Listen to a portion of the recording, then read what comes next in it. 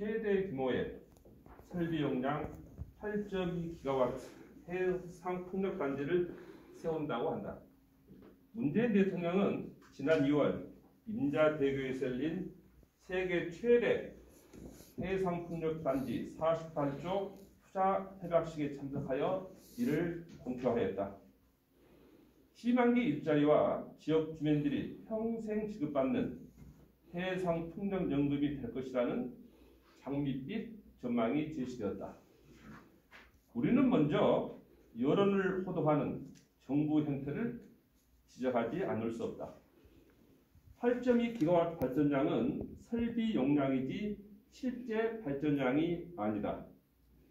2020년 기준 에너지공단의 자료에 따르면 국내 75개 풍력발전소의 발전 효율은 평균 24%이며 해상 풍력의 장점을 강조한 산업통상자원부의 자료에도 풍력 발전의 국내 이용률은 30 내지 50%라고 적혀 있다. 그럼에도 8.2기가와트가 실제 발전량이나 되는 것처럼 대통령까지 나서서 여기서 생산되는 8.2기가와트의 전기는 한국형 신형원전 6개의 발전량에 해당하고 서울과 인천의 모든 가정이 사용할 수 있는 엄청난 양이라고 말하는 것은 국민에 대한 기만일 뿐이다. 우리는 이런 기만에 항의하며 사실관계를 바로 잡아줄 것을 강력히 촉구한다.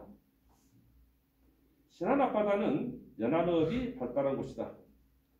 신안 임자도에서 우이도 앞 70여 킬로미터 이상의 초고층 빌딩 크기의 풍력터빈 1025개를 설치할 계획을 세우면서 4대강 사업에 보였던 환경 훼손 걱정을 하지 않는다는 게 신기할 따름이다.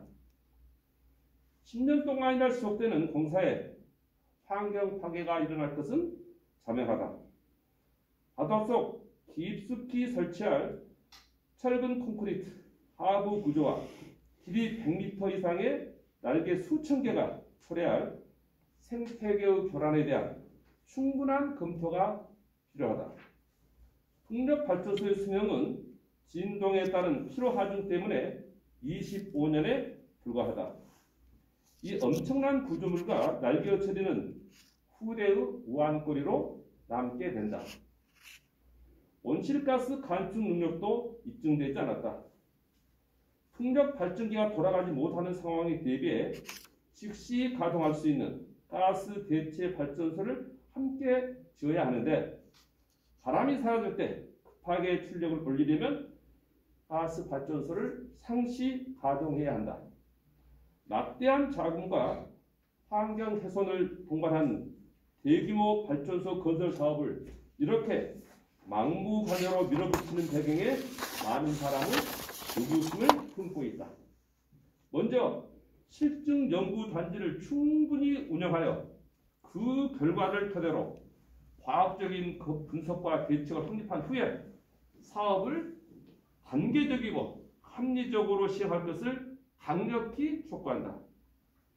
지난 해상 풍력 단지에 투입될 48조 원은 탈원전 정책으로 건설이 중단된 신한울 3, 4호기 건설비의 5배다. 신한울 3, 4호기 예산은 약 8조 2,600억에 불과하지만 전력 생산량은 신안 풍력단지와 동일하다. 신안 해상풍력단지는 풍력발전기 1,025개가 만드는 전기를 수도권으로 가져가기 위해 바다와 육지를 가로짓는 고압 송전탑을 세워야 한다. 지역민과의 마찰까지 감안할 때 그 송전 비용은 급증할 수밖에 없다. 결과적으로 신안 풍력단지는 전기료를 크게 인상하거나 어마어마한 보조금을 지급해야 가능한 사업이다. 신안 주민들에게도 협동조합을 만들어 투자한 이익으로 평생 연금을 받을 수 있다고 현혹하지만 생산 단가가 원전보다 14배 비싸고 전기료가 최소 1.5배 이상 오르게 될 신안 해상풍력단지가 차기 정권에서도 안정적으로 추진될 것이란 보장은 어디에도 없다. 문재인 대통령이 참석한 명사도 개학식이 아니라 구속력이 전혀 없는 양해학설을 표현하는 협약식이었다.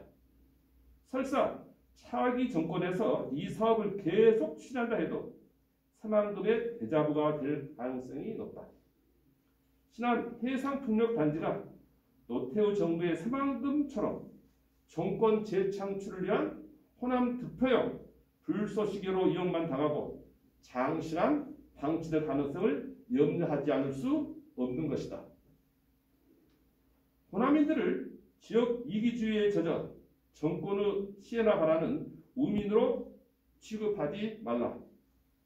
선거 때마다 시혜성 대형 국책사업을 남발하는 정치 오리배들과 이에 편승하여 비겁한 친북을 이어가는 진보와 환경운동을 내세우는 일부 단체들에게 신안 임자도 한 어민의 말씀을 대신 전한다. 강, 우리를 좀 냅두시오.